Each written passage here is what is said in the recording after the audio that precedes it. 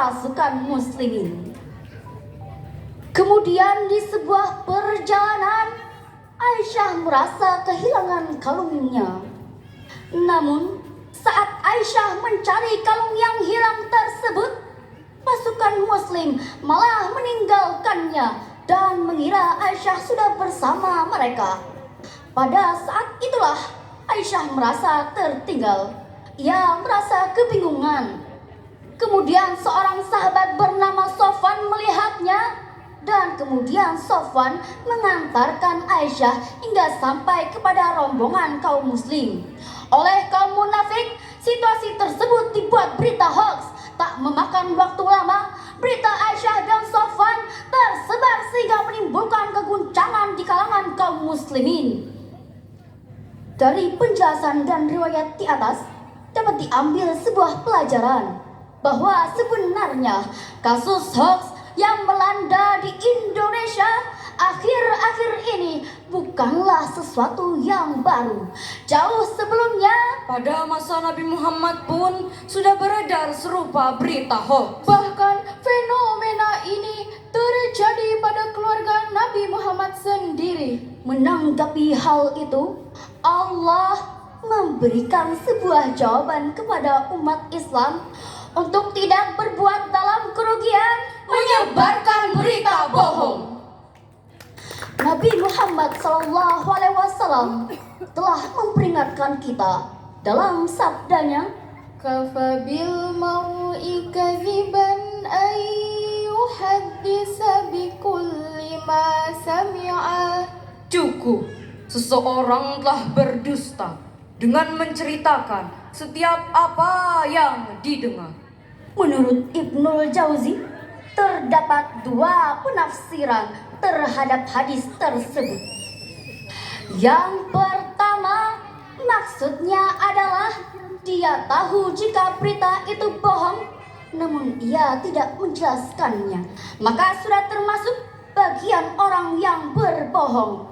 Yang kedua, maksudnya adalah seseorang sudah dikatakan berbohong karena tidak setiap berita yang didengar dapat dipercaya.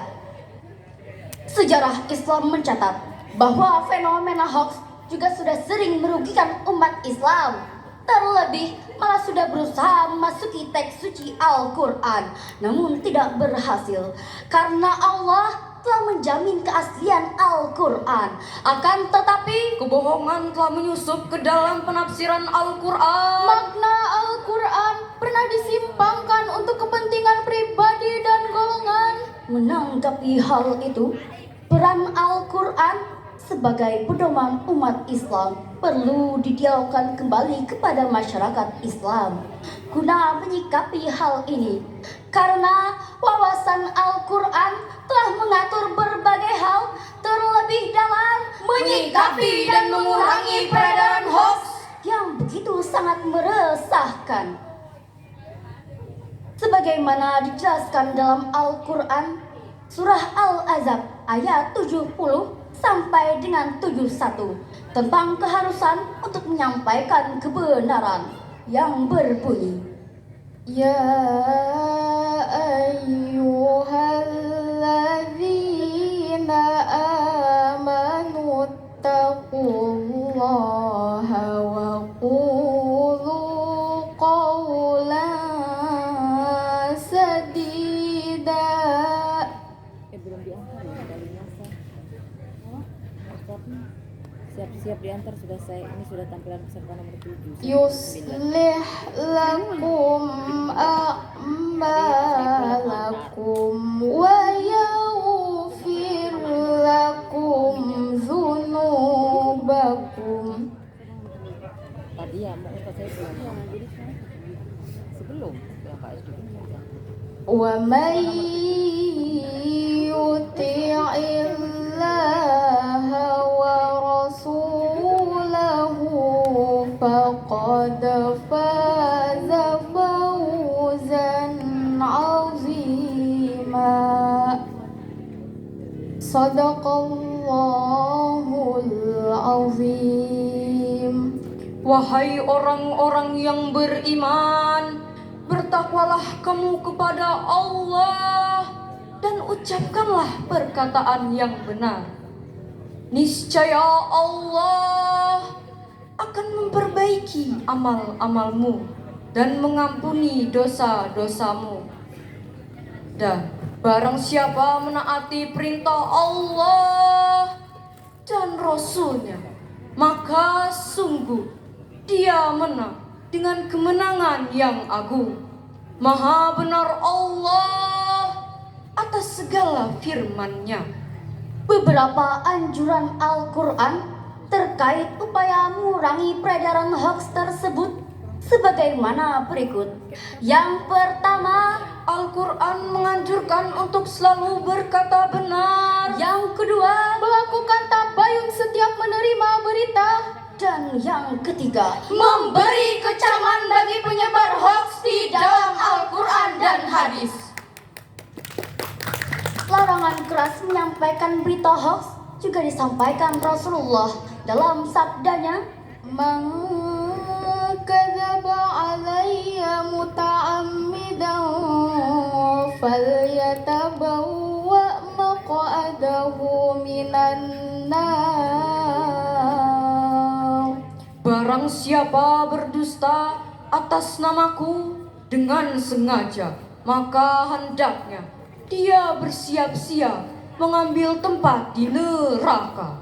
penjelasan di atas dapat ditarik kesimpulan bahwa sebenarnya penyebaran informasi hoax di media sosial merupakan fenomena yang mengancam ukhuwah Islamiyah dalam berbangsa dan bernegara. Keberadaan konten-konten hoax di jagat media sosial merupakan fenomena yang mengancam ukhuwah Islamiyah yang memberikan dampak negatif yang signifikan, seperti Membuat konten-konten provokatif, Propaganda. dan memutarbalikkan fakta. Mulai sekarang biasakan hati-hati dalam berkata, lisan kita harus dijaga. Harap disaring jika dapat berita. tanamkan dan biasakan Jangan ada hoax di antara kita. Mari ikuti dan teladani seruan Al-Quran agar dapat mengatasi dan mengurangi penyebaran hoax yang ada.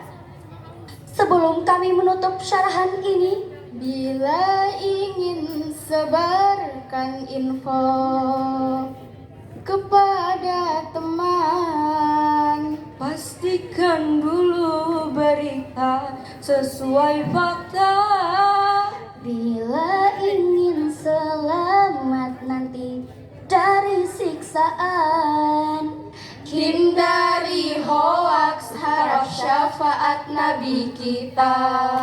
Allahumma sholli ala Muhammadin. Ya Rabbi sholli alaihi wasallim. Allahumma sholli ala Muhammadin. Ya Rabbi sholli alaihi wasallim. hari ini Syarhil kami tampilkan Tuan rumah Desa Tani Harapan, Warganya baik, cantik, dan tampan. mohon maaf atas segala kesalahan. Dan terima kasih atas segala perhatian. akhirnya Ucap salam tanda kami sudahkan. wassalamualaikum warahmatullahi wabarakatuh.